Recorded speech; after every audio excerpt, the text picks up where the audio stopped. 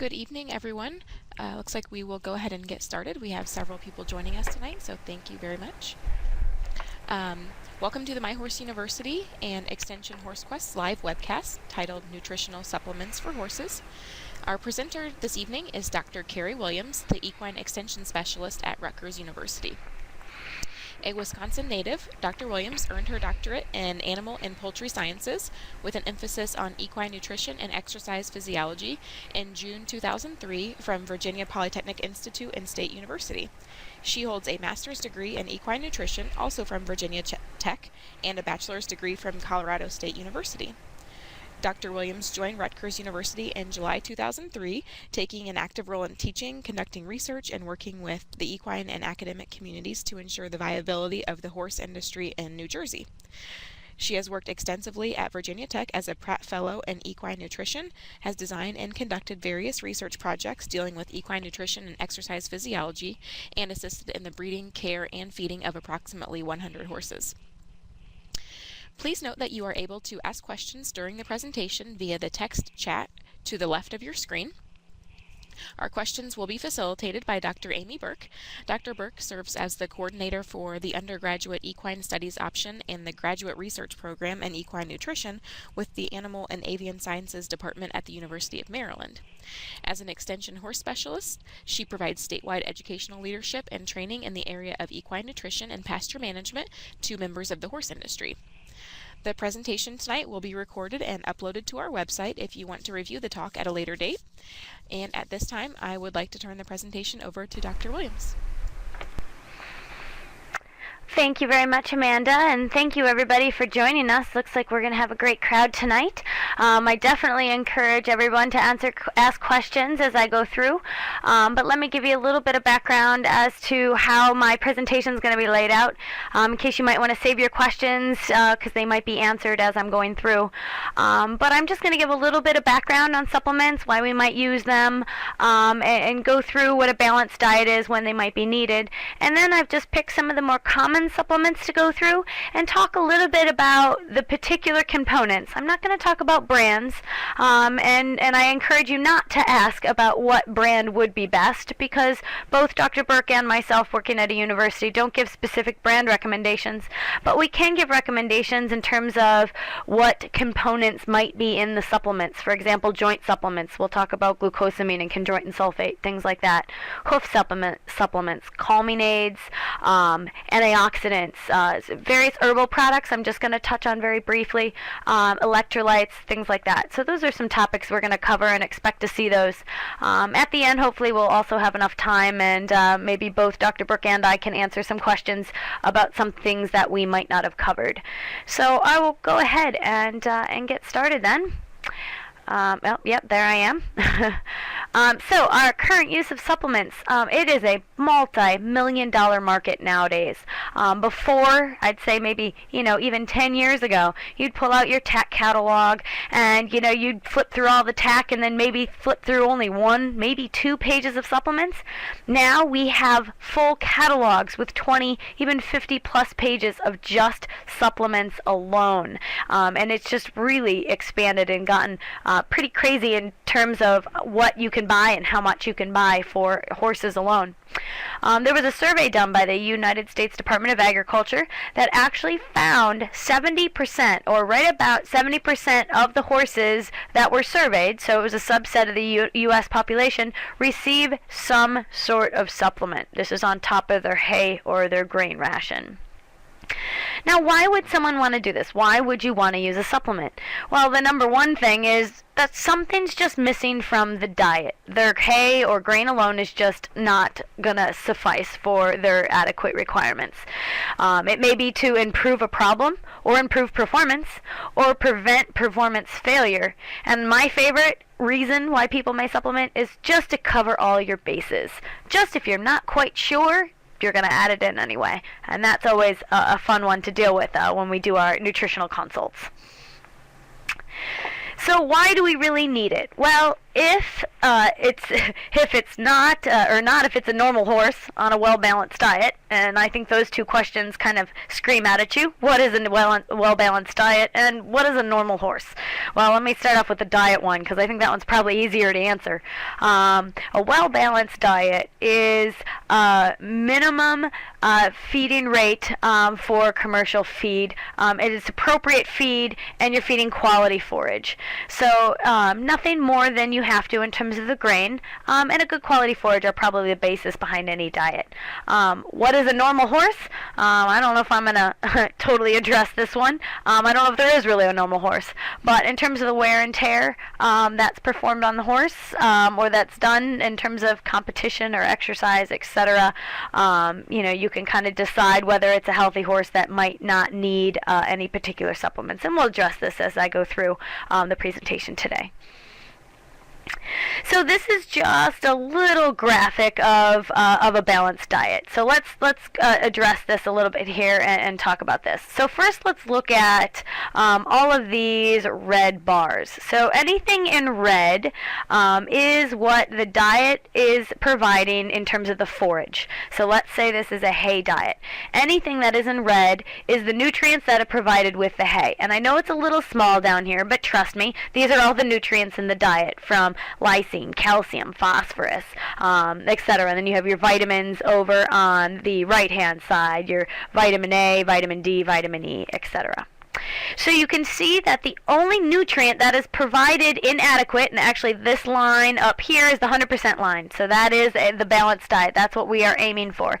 So the only thing that's adequate with this random hay diet, again, it's just a random example, is this potassium here, K. Everything else needs to have some sort of something extra, and that's when we're going to look at the yellow.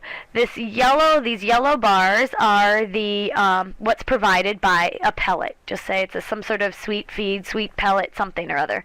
So now you can see that pretty much everything else is met by adding this particular pellet, however much you're adding, to the hay diet. The only things that aren't taken care of or aren't balanced by adding the grain to the forage are with these blue bars, and that happens to be sodium chloride. And I'm sure everybody knows how our horses meet their needs with sodium chloride. And if you didn't answer salt block and you have a horse out in the field without a salt block, I recommend going to get a white salt block, because that is actually a balanced diet in this particular case. So a dietary supplement, what is it? Well, a dietary supplement actually is a product that contains one or more of these following ingredients. Basically, they're any nutrients. Vitamins, minerals, they're nutrients. Amino acids, protein is a nutrient.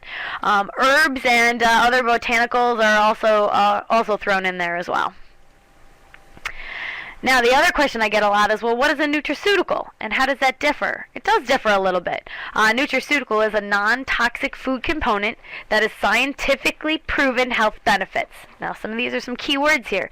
These are including the treatment of disease and prevention. Now, where nutraceutical, where the word actually comes from, nutra, the first part of the word actually means nutrient. So this means that this nutraceutical needs to be a nutrient. So a nourishing food component, etc.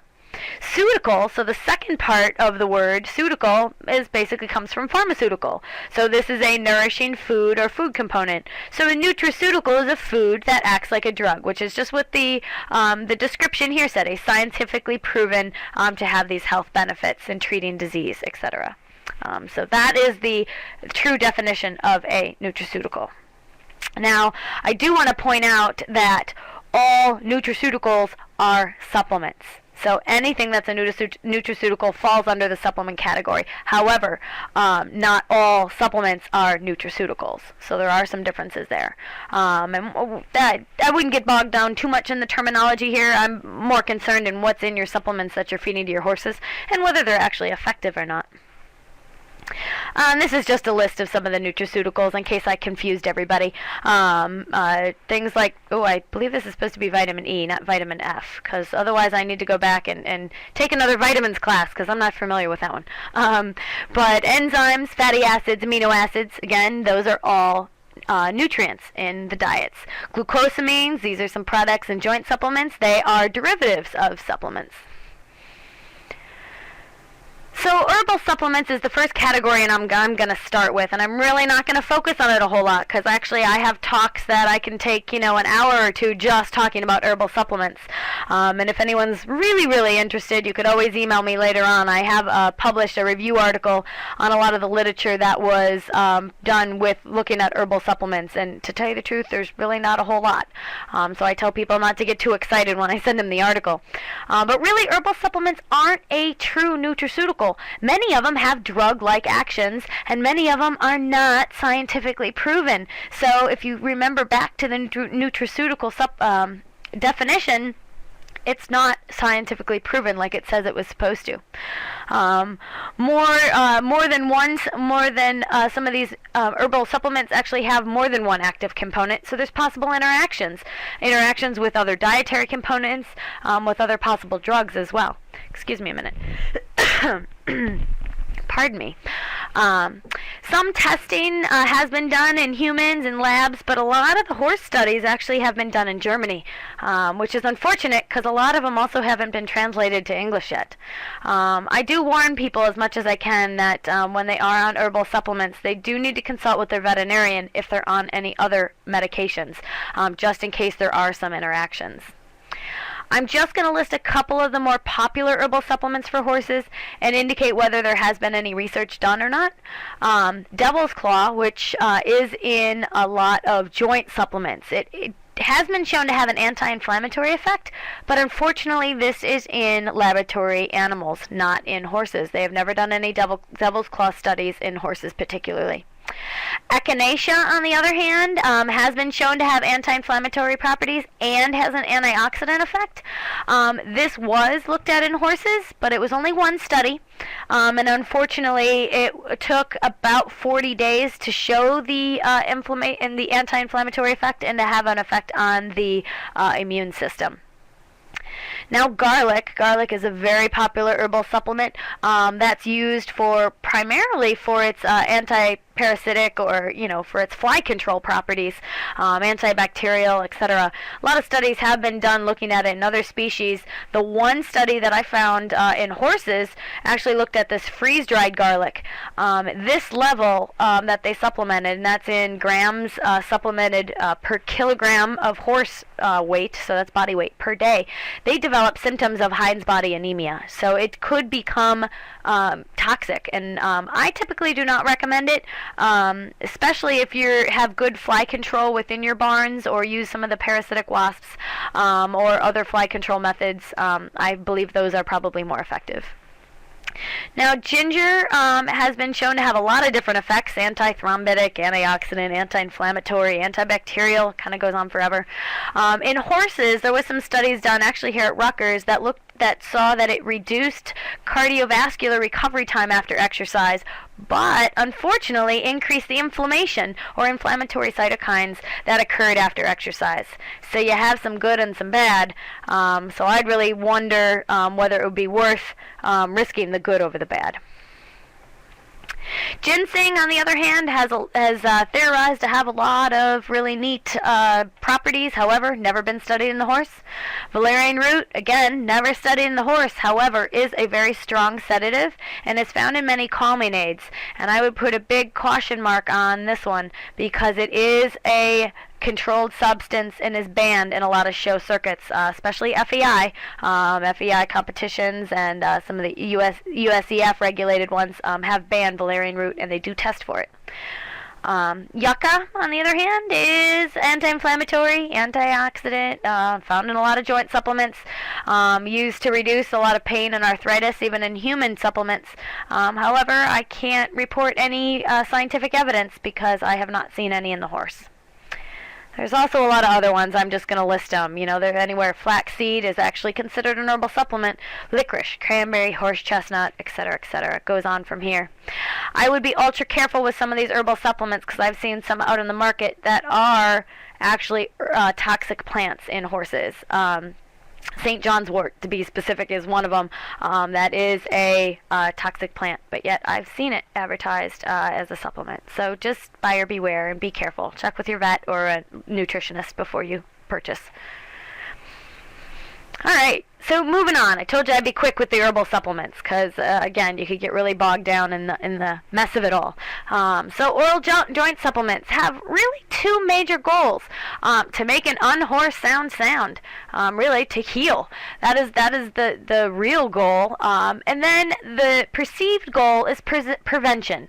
Let's give my 2-year-old filly joint supplements, so hopefully when she's 20 she won't have any problems, or even earlier than that. So to heal and to prevent are kind of the two perceived.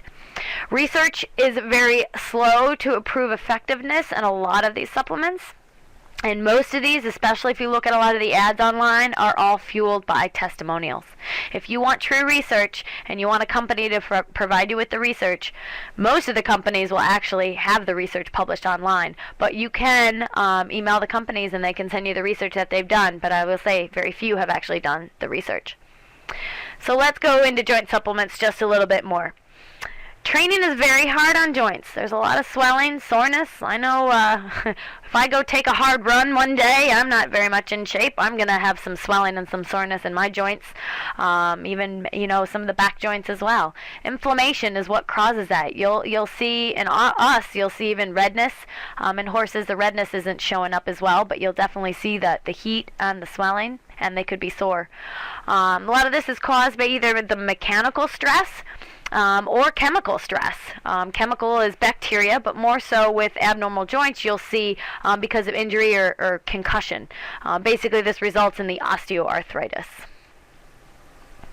So chondroitin sulfate is one of the ingredients that is in the many joint supplements out there.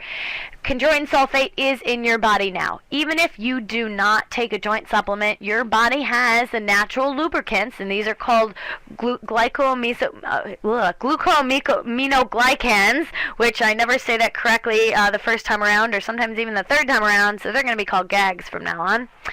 They're elements of connective tissue and cartilage. So this little descriptive picture over here is what a cartoon cutout would basically look like of your connective tissue in your synovial fluid and with your cartilage. There's collagen, hyaluronic acid, these protein links, and these proteoglycans. And here are the GAGs here, these little branch-like structures or little almost fern-like structures. They're all part of our natural system.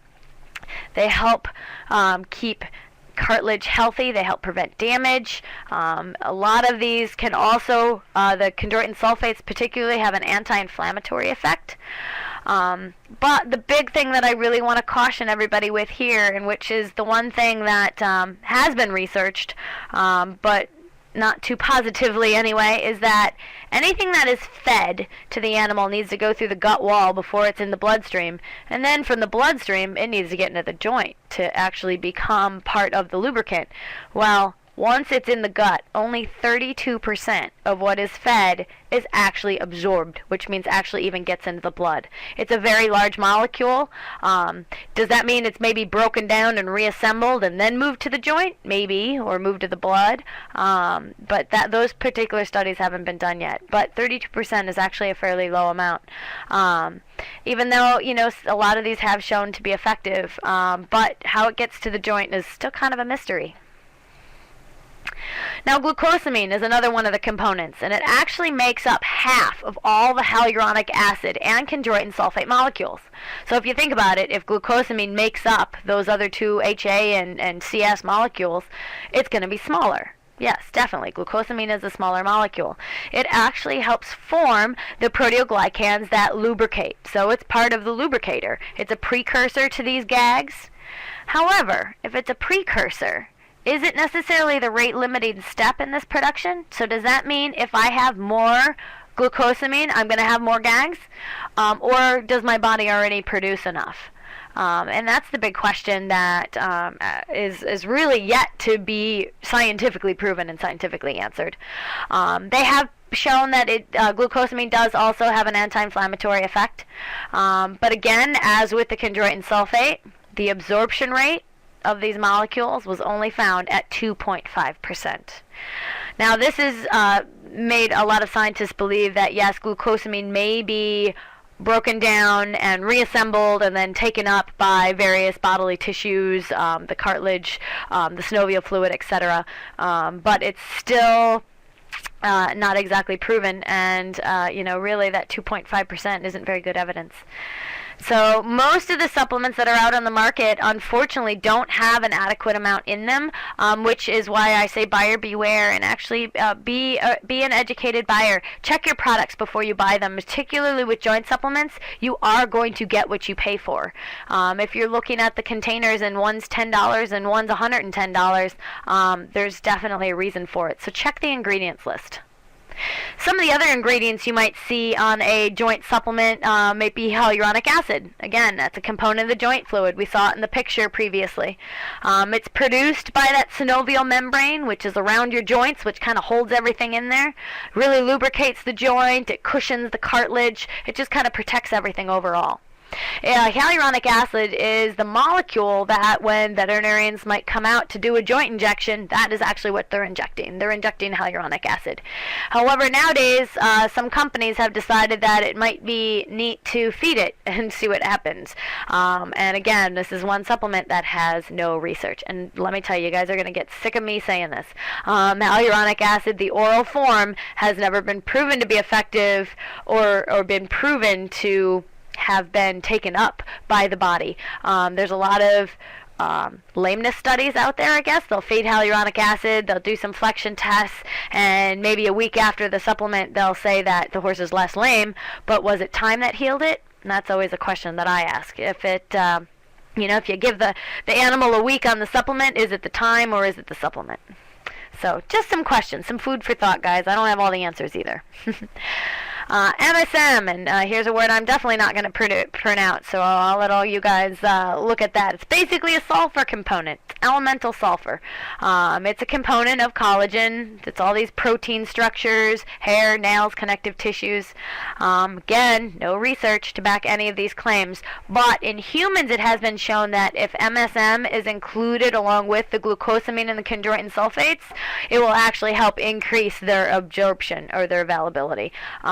However, with the horse, this might not necessarily be the case. This hasn't really been proven, though. And it isn't a lot of foods already. Manganese, it's just a trace mineral that's been found in a lot of joint supplements as well. It's a cofactor, and it's thought to help also increase the production and the synthesis of some of these gags. This actually should say vitamin C. Vitamin C is supplemented to a lot of horses and along with a lot of the joint supplements. So again, it's a cofactor, kind of like manganese is. Horses do produce their own vitamin C though, so be careful you're not supplementing the horses during a time of stress and then all of a sudden take it away, because their bodies actually stop producing it when we start giving them extra. And I'll talk a little bit more about that when I talk about antioxidants. So I think my take-home message here for joint supplements is really the only thing that's ever really been truly proven is that they're beneficial in treating an existing joint problem in some animals. Some animals may be non-responders, and I'm sure some of you are probably shaking your heads. I've given, various joint supplements to my horse without any improvement, and yeah, some just won't respond to it. Others, however, it's like the best thing since sliced bread, and their horses are acting like 2-year-olds again. However, in terms of this preventative measure, I'm not going to say that, giving your horse as a 2-year-old is going to prevent anything when they're 20. That research is too hard to be done, but, that's the theory behind it all. So I'm going to take a quick drink of water and let anyone ask Amy any questions about the joint supplements, and then I'm moving on to antioxidants. I've just got a couple listed up here. And again, I could probably go on about antioxidants for hours. That was actually my dissertation topic in graduate school. I looked a lot at vitamin E, vitamin C, even lipoic acid a little bit, and I've actually focused a lot of my research nowadays on antioxidants. So I'll try not to talk too long, but here's just a little bit of an illustration on what an antioxidant is and what it does. So with that being said, this just little figure is a stable chemical. You can see it's stable because it's symmetrical. It has everything on one side as it does on the other, so it's happy. However, when it's oxidized, it's going to break apart, and now this is not stable, or what's called a free radical. I'm sure many of you know or have heard the term free radical. So now this particular component, both of these components actually are not stable. Okay, you see they're not symmetrical. The antioxidants, though, are stable, but they like to help lend a hand, so to say. So they like helping make these unstable molecules a little more stable. So now it's forming two stable molecules from the one antioxidant. So now we have these two stable chemicals. And it's these free radicals which actually cause a lot of damage to our bodies, to muscle cells. They will react with the coating or the membrane around the cells, actually lyses the cells, destroys the contents within it. So muscle cells, immune cells, nerve cells, a lot of different cells in the body are actually destroyed because these free radicals really need something to pair up with. And if they don't have an antioxidant to pair up with, they're going to find something else in your body. So what does this have anything to do with my horse? Well, oxidative stress does occur in horses. Exercise, which is the thing that I study the most, is oxidative stress occurs in times of intense exercise. Various infections, whether it's a protozoal infection or bacterial infection, various inflammation, poor nutrition, rapid growth, various other stresses, etc. So all of these are times where oxidative stress can potentially be a problem in your horse, and especially if it doesn't have an appropriate amount of antioxidants. Let's talk about vitamin A for just a little bit. Vitamin A is its precursor is beta carotene. So yes, pasture grasses are the #1 source of beta carotene, which then converts to vitamin A. However, in a pasture situation like this, I put this picture in here because it is a pasture, and I'm sure in the spring, potentially even summer and fall, it's a gorgeous pasture. However, wintertime, it's not really very gorgeous pasture, and in times like this, the beta-carotene content is decreased quite significantly. Now, vitamin A can decrease the risk of various cancers, cardiovascular disease, macular degeneration. So definitely a lot of night blindness can come from a vitamin A deficiency, and even some joint problems. Now, vitamin A and E, and I'm going to talk about these both because they're both vitamins that are found at very high levels in pasture. Let me just give you an example here. This example, or this chart, there's no numbers on it because it's just to show you comparisons between alfalfa, so this bottom bar, fresh alfalfa, so this is pasture, or just before it's put into a bale of hay, or before it's cut and put into a bale of hay. So it has, let's say this is like the 100% mark, has, you know, a very large amount of vitamin A, or this is carotene, beta carotene levels. Fresh grass, so this would be any, you know, Kentucky bluegrass or, you know, fescue, anything like that that's in your pastures that your animal's grazing on, has about half of the amount of vitamin A or beta carotene that alfalfa has. But when you leave it out to dry, whether it's alfalfa or whether it's Timothy hay, it has significantly less vitamin A, and actually even pretty similar to the levels of, and this one just shows you the levels of vitamin E. So we have beta carotene in the pink and vitamin E in the blue, and you can see how much less of the vitamins are in hay, and that's because when it's left in the sun to dry, sun will actually denature the vitamins, so they don't have their action anymore. They may get absorbed, but they don't do anything. They become ineffective. So I guess for this slide, my take-home message is get your horses out on pasture, get them as much nice fresh green grass as they can, and they really shouldn't need a vitamin supplement. Now, vitamin E and C, and I mentioned a little bit about C before, these two do act together. So a lot of supplements that are out in the market put them together. They add them together because they kind of play off each other. They potentiate each other's action. Some research has been done on polo ponies that have shown they really did benefit with a vitamin E plus a vitamin C supplement. Vitamin E is also supplemented a lot with selenium. Selenium is a mineral. Can be a cofactor for glutathione peroxidase. That's what this GPX is. It's basically just an antioxidant enzyme, helps convert glutathione. So a lot of these supplements just throw selenium in with there. However, selenium I really need to be careful with because it can be toxic. Blind staggers is the name of the toxicity. A lot of weight loss, anorexia, jaundice, and eventually it can be fatal. So you can see how small of an amount is actually needed in the diet or required in the diet. Only 3 milligrams per day is actually required. But even only 18 milligrams per day can be toxic. That is not a very large margin when you're thinking about, in terms of milligrams. That's not very much.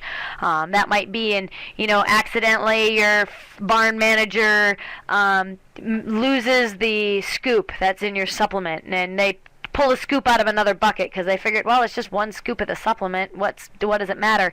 And the one scoop ends up being a cup scoop instead of just a little teaspoon scoop. So that just is another word of caution. Just be really careful with your selenium supplements. Pardon me again.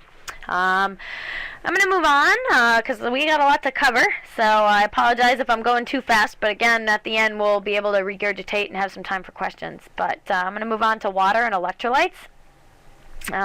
During exercise, there is a large amount of heat that's produced in our horses. They're such large animals and have a large muscle mass that does produce a lot of heat. And this is all dissipated in the sweat and through the respiratory tract. Every time they blow as they're exercising, or even when they stop and they're almost not panting but they're blowing a lot, that's helping them cool off. That's using the cold air in and getting the hot air out. This sweat is helping them thermoregulate by having it evaporate off their skin. So anytime the animal sweats, particularly the horses and us sweats, they lose electrolytes. So do we, but not in the same amounts that our horses do. Our horses lose an awful lot of electrolytes when they sweat. Dehydration is going to result in an extreme loss of the electrolytes and also in poor performance, along with all these various other potential problems. Now, electrolytes are minerals, basically, that carry an electrical charge. Here are a couple of them up here in the corner. That's sodium, potassium, magnesium, calcium chloride, just to name a few. Just to give you an example of how much a horse could potentially sweat. Some endurance horses, say they're going, 50-mile endurance ride. That's kind of an average endurance ride. They may lose up to 6 to 8% of their body weight as water. So let's think about it on a weight basis. If you have a 1,000-pound horse, they're losing 60 to 80 pounds of their body weight in sweat. Sometimes I wish I could do that, especially before the holidays. Now, the largest portion of their sweat is sodium, chloride, and potassium. And what is sodium chloride? That's salt.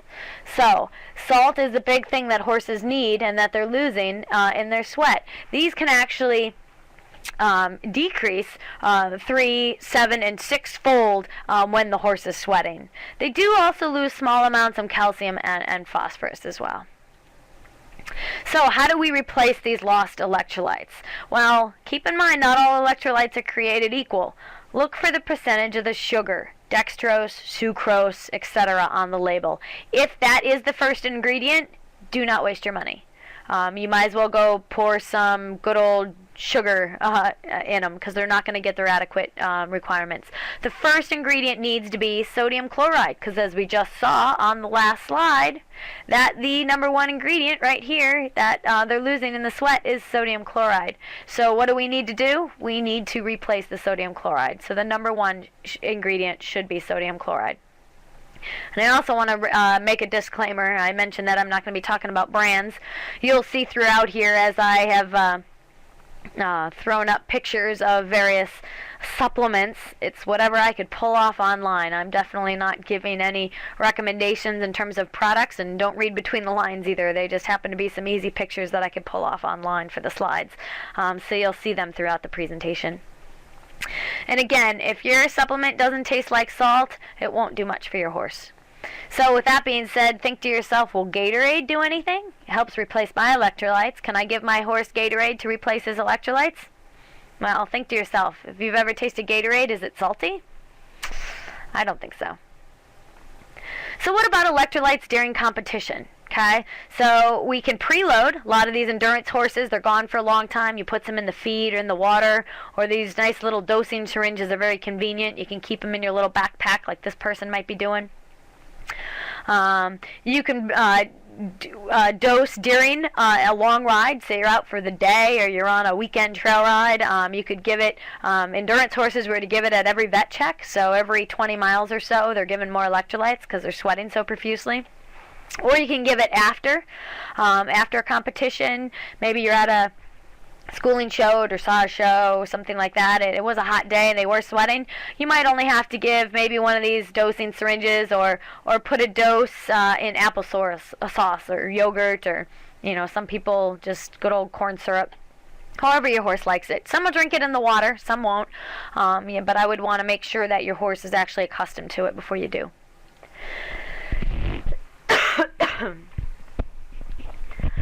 Alright, so we're moving on from electrolytes. We're going on to hoof supplements. I love hoof supplements because, they really, there's a lot of them out there on the market as well.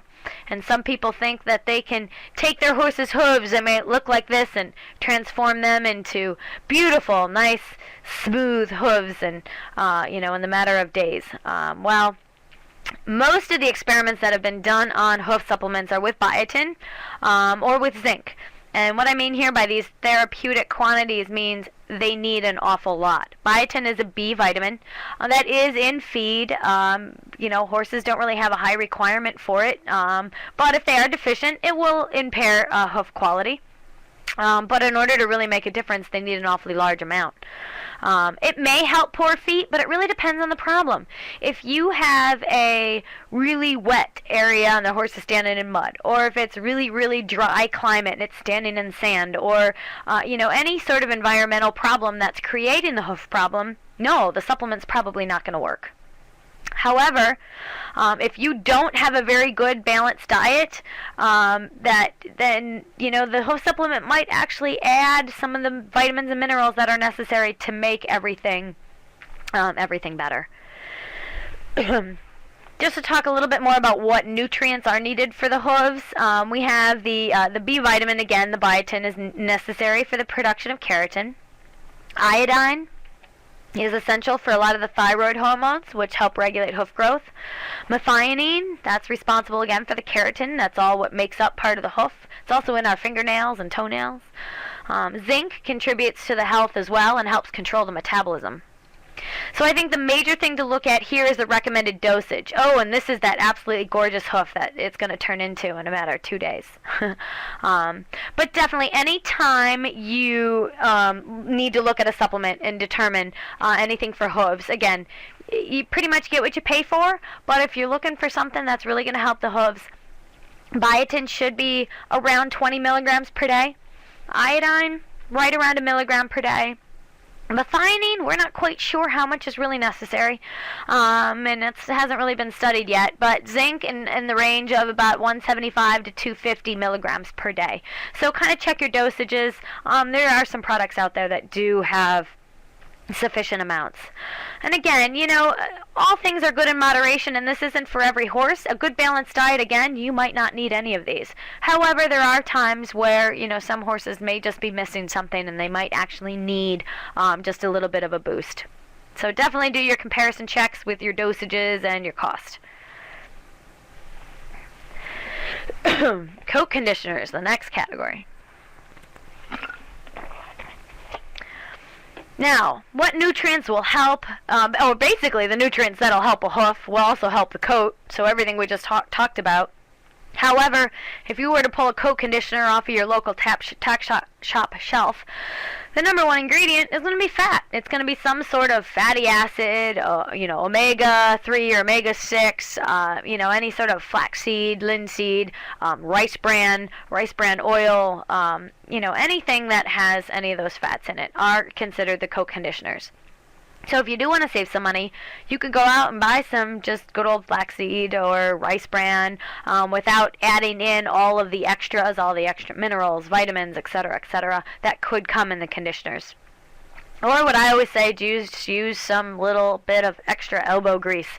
That always sometimes helps. Calming aids, these are supplements that'll potentially calm the nervous horse.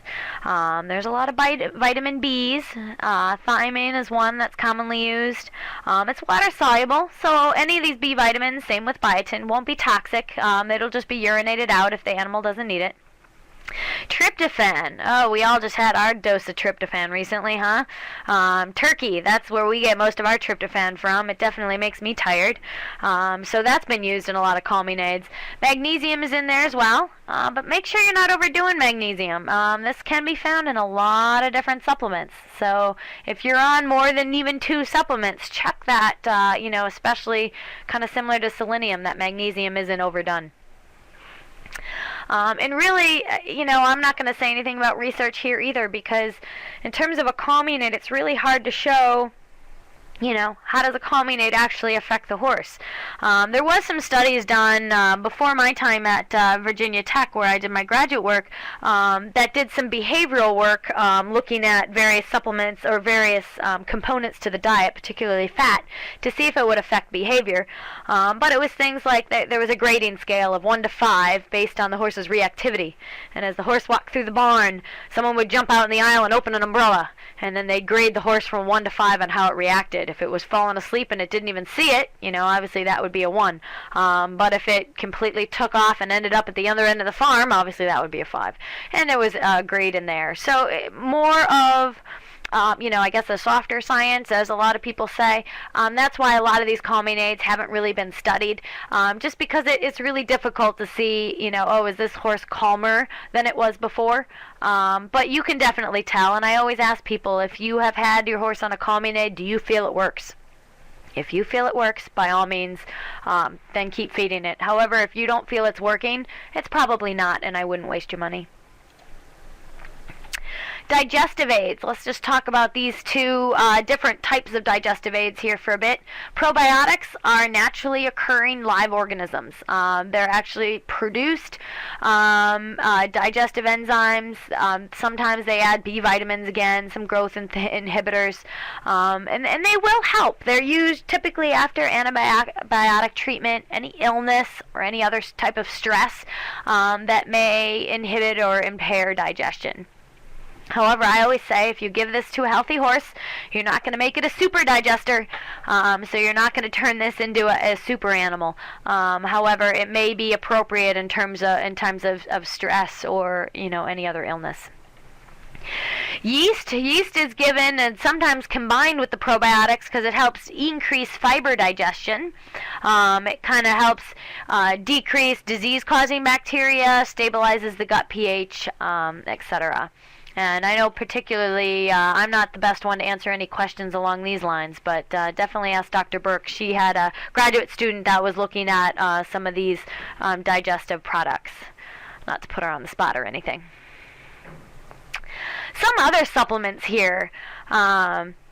Muscle builders, amino acids, that's the number one thing that a lot of bodybuilders are on. They're taking their protein, they're taking their amino acids.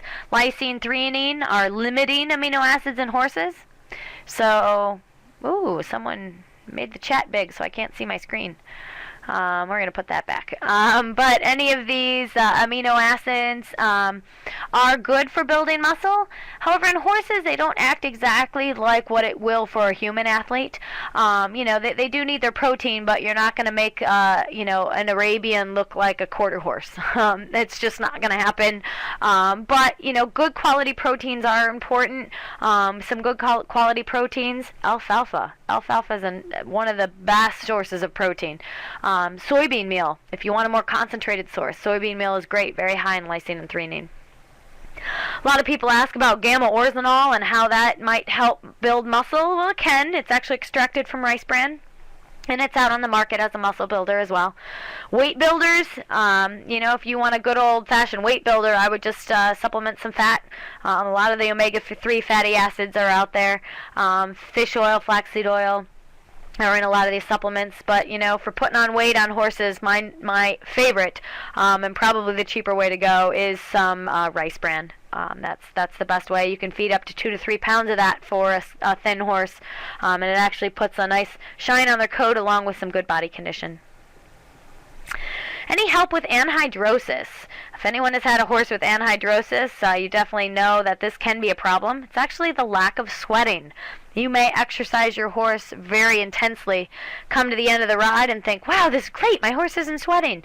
However, if you feel it and he's hot, that is not a good thing. It's a very bad thing. It actually could be an imbalance of electrolytes and an imbalance of dopamine as well, kind of an imbalance of a lot of the hormones. So there are some supplements out there that do help with this, and there has been research done to show that they do work, or at least maybe decrease the severity of this. Anything to stop a horse from wood chewing? Well, really you just need a higher fiber diet, so I would supplement them with some hay. Start there. That's pretty much the only thing. A lot of people think that because my horse is chewing wood, they're deficient in something, and really just the number one thing that I always say is they're probably bored or need more fiber in their diet. Anything to stimulate immune function. Many of these herbal products do say they stimulate immune function, but really probably the number one thing is going to be a nice good balance of some antioxidants. Vitamin E is definitely a really good immune booster, and it works in combination with a lot of other things as well. So let's summarize. Since I went through quite a bit in the last 40 minutes or so, and I kind of feel like a broken record that herbal supplements, not always safe. So be careful. Joint supplements, not always the magic drug and won't always cure everything. Electrolytes, they're not needed daily. I did forget to mention this. Just because it may be hot outside doesn't mean your horse may need a electrolyte. So make sure they're sweating before you decide to supplement. Digestive aids, not necessarily help a normal horse, but if they're sick, they might. Hoof supplements, not always improve hooves overnight, because remember, how long does it take to get a hoof to grow from the cornet band down to the ground? About 8 to 12 months. So if you're going to start them on a hoof supplement, you're going to have to give them about a year before you realize whether it's going to be effective or not. And really, I highly encourage everybody to read your labels before purchasing supplements and really be an educated buyer. Anytime you purchase a supplement, whether it's online or in a store, you can get the feed labels. You can see the ingredients that are in it. And I will say, if the company will not divulge what is in that supplement, I would not buy it. Because there's no way that they should not be telling you what's in it, whether it's a proprietary ingredients or, a special blend of this, that, and the other thing. Now, you want to be able to know what's in it, and all the companies, should, if they care about you and your horse, actually have that published on there. So please be an educated buyer and ask questions. Find someone who can help answer any questions you might have. So I just want to thank you. That's all I had today. So I guess if anybody has any questions, I can answer a few more. We still have a little bit of time.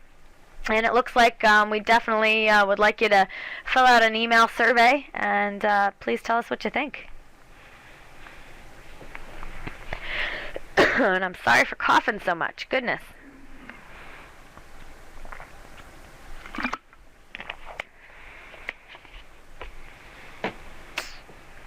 Anyone have any questions? I'll read in the chat box now, and Dr. Burke can chime in as well.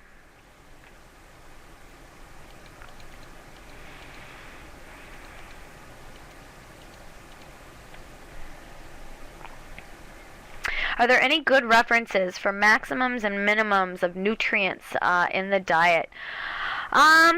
Actually, the thing that nutritionists use the most is the NRC, which is the nutrient requirements for horses. That gets a little pretty technical. So it's best, if anything, to ask those questions. Pretty much every state has an extension specialist. Both Dr. Burke and myself are extension specialists in our state, and they can help answer some of those minimum and maximum type questions. Or if you go on to various websites, I know our e-extension website, which is affiliated with My Horse University, talks a lot about the nutrition or nutrient requirements for horses and things. So it'll give you some minimums and maximums. But again, the nutrient requirements for horses is pretty much the benchmark, and is a publication. You can't get it on, or you can order it online, but they won't actually give you all the tables and things online. So you'll have to look at some fact sheets and stuff from extension agents that might have helped. Let me see. We're getting quite a few here. Let me go back up to the vitamin C. Will vitamin C support ligament repair? Not that I've ever seen. I don't know if Dr. Burke can chime in on anything she's heard, but as far as vitamin C is concerned, it's pretty much just an used for immune support. They do make it. They make enough from their liver on their own. However, if they're extra stressed, maybe on a long cross-country trip, or they're coming down with an illness or even pregnancy, could cause some problems, and you might want to add some extra vitamin C.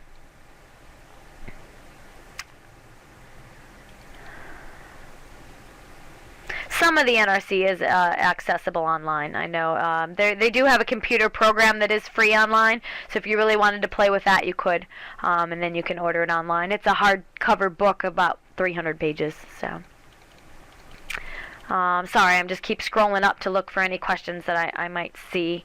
Any benefit from feeding black oil sunflower seeds? Oh, I get this all the time, and I know quite a few people who do. To tell you the truth, there's no research proving that there's any benefit or any detriment. So I know, that the sunflower seeds have been shown in people to be healthy. And there's really no detriment from it. However, I would be careful. They could potentially cause impaction if you feed too much at once. So, don't be feeding them pounds and pounds of it, but, I'm sure a cup or so a day isn't going to hurt them at all. But, the oil will potentially help with their coat. And there might potentially be some anti-inflammatory type properties, but, again, we're just guessing because not a lot of research has been done.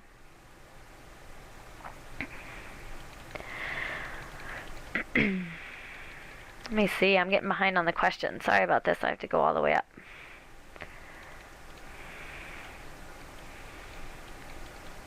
I think I saw Dr. Burke answering the older horse questions. So, what levels of chondroitin sulfate and glucosamine do I recommend? Well, there has been studies that have shown this, and some of the companies that produce the joint supplements have done some research, and they have actually upped their levels in their supplements.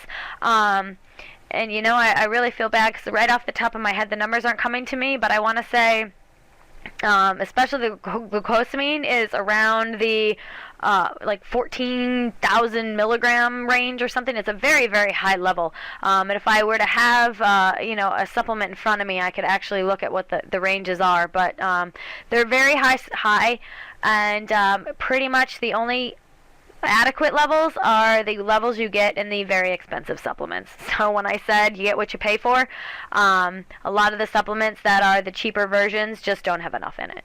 So really start looking at the higher end supplements and compare. There are some websites out there, and I'm not going to promote this particular product either, but I know a lot of you probably know what I'm talking about, that do comparison or product comparisons. So you can actually click on 3 or 4 different joint supplements, and it'll display them all in a graph form, so you can see, okay, what supplements have what in it, and what are the levels in the different supplements. So it's a very good idea to actually do these comparisons, whether you order from them or not. It doesn't matter, but you can go on their website and actually do the comparisons with the before you buy the supplements. Very good idea. Let me see. I see the colic one, or the cribbing one, but let me go up a little bit more. And I'm sorry if I'm answering these over Dr. Burke. I'm not able to read fast enough to see. She's answering about forage. Organic feed versus chemical preservatives in commercial feeds. There's really not a whole lot of research done either on organic feeds, in horse feeds. So I'm not going to really necessarily comment there. But in terms of chemical preservatives, there's been no detriments found. I've done some work with chemical preservatives in hay. That may give off a potential odor, and some horses may not like it. However, there's no detriments right now that they've seen with the hay. And actually can be better, because hay can get very moldy really fast. So if you add the preservative to it, you could bail it with higher moisture, and it will preserve it so you don't get as much mold. So it's actually been proven to be beneficial, because having that chemical preservative is definitely better than having moldy hay. Granted, neither is probably good, but nothing really has been done with organic feeds per se in terms of research. What would be a side effect from too much selenium? The blind staggers is probably the number one thing. You'll start to see sloughing of the hair, the tail hairs, and some abnormalities in the hooves. When it gets really severe, they'll start sloughing their hooves. So some people might actually think they're becoming laminitic. It can kind of have those laminic rings, but really that's probably the one big thing. But the blind staggers, they'll look ataxic. They'll start dropping weight. Anytime there's really a drastic drop in weight over the course of a week or two, there's definitely cause to be concerned. Should you supplement vitamin A and E when pastures are not lush and green? Well, I would say even if they're not, the only time you really would need a vitamin supplement if your horse is on pasture might be winter pasture. If it's brown pasture like the picture I showed you when I was talking about vitamin A, if that's their only source of feed, if that's all they're allowed, or maybe all they're allowed is a kind of a crappy stemmy winter hay, or maybe even the hay is 2 years old and it's been out and it's been sun bleached, then yeah, you might want to consider a vitamin supplement. However, if you're adding a commercial grain mix or commercial sweet feed or some sort of pellet to that product, that should actually be adequate in terms of what's in the grain product and what you're giving in the hay. Unless you're, a really high-level performance animal or performance horse, racehorse, etc., a brood mare, lactating mare, anything that's at the extreme levels of nutritional needs, then you might want to consider a vitamin supplement as well.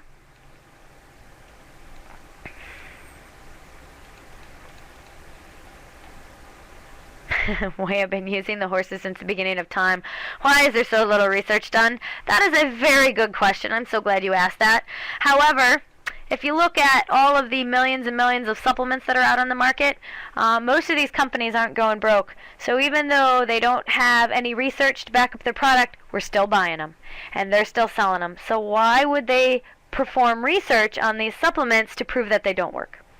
And that's the big problem. At a university setting, I love doing research for companies. When they come to me and say, we want to test our product, absolutely, I will test your product. But I'm going to publish the results either way. So we do publish both positive and negative results of anything we find. Some of the companies will say, whoa, then I don't want my name attached to it. Then I'll say, fine. Then we'll tell you that superoxide dismutase does not do anything in horses, but I won't tell you what company we did that research for. Things like that. It is really hard, and money to do research is not easy to come by.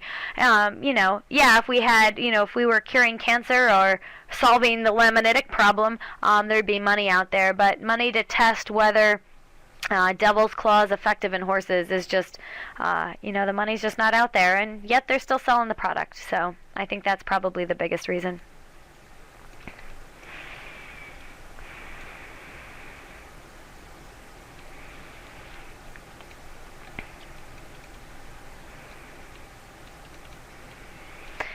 If I haven't answered your question, you asked it a while ago, please ask it again. I think I've got kind of lost in the chat box here. We've had so many questions come through.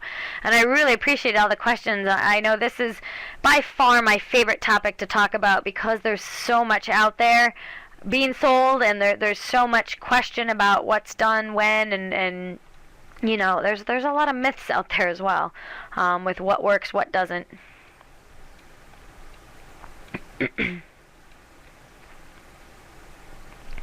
Oh, here's one I don't think was addressed. Can a change in diet help resolve a cribbing problem?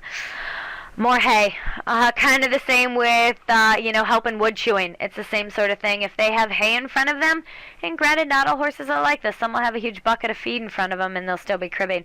So it's not with all horses, but I find that it will reduce the level of cribbing if you provide more hay. Maybe next to their grain bucket put the flake of hay, so that way when they're done eating their grain, instead of going to the boards and starting to crib, they're actually going to the pile of hay and eating instead. It will definitely help, and again, some horses it won't help, but that's really the only thing. There's no supplements or anything you can give them that's going to decrease cribbing per se. The tricolored chart. Oh, for the balanced diet, is the balanced diet chart available for reference? That was just a chart that I borrowed from, a friend's presentation. It actually was a computer program that they used to balance their diets, and it was a good graphical way of representing what necessarily a balanced diet is. So I don't have the chart per se, but, if you contact me or email me, there's definitely a way that I can pull something together for you. And I'm not sure if there is. No, my email isn't on here, but I'll type it in the chat box in case anyone has any additional questions for me. They can feel free to email me with them.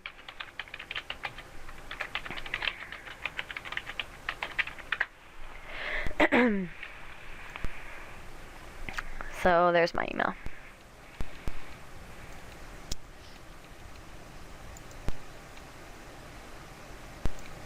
Well, it looks like we are coming to the end of our time here. I don't know if there are any more questions, but if there aren't, I wanted to go ahead and, if you have questions while I read a brief introduction, you can continue to ask them. But I wanted to go ahead and conclude, and specifically to thank Dr. Williams for her presentation this evening, and to Dr. Burke for helping to answer all of the questions that we had tonight. And we especially want to thank all of you for attending the webcast. Later this week, as Dr. Williams mentioned, you'll receive an invitation to participate in an online survey about tonight's webcast, and we would really appreciate it if you would just take a few minutes to give us your feedback. And you'll see in front of you right now, we have some upcoming webcasts starting in January. We have a horse health series, and you can go to our website for more specific dates and to register for those. Those are going to be brought to you by My Horse University and HorseQuest. The first one is Colic Diagnosis, Treatment, and Prevention on January the 19th, and there are details about all of them on our website. Also, My Horse University is now on Facebook, so we want you to become our fan to have access to exclusive deals and get the most up-to-date information on our events, courses, and more. And again, remember that this webcast was recorded and will be uploaded to our website by the end of the week. Feel free to send us your comments and suggestions to info@myhorseuniversity.com. And thanks again, and have a great evening.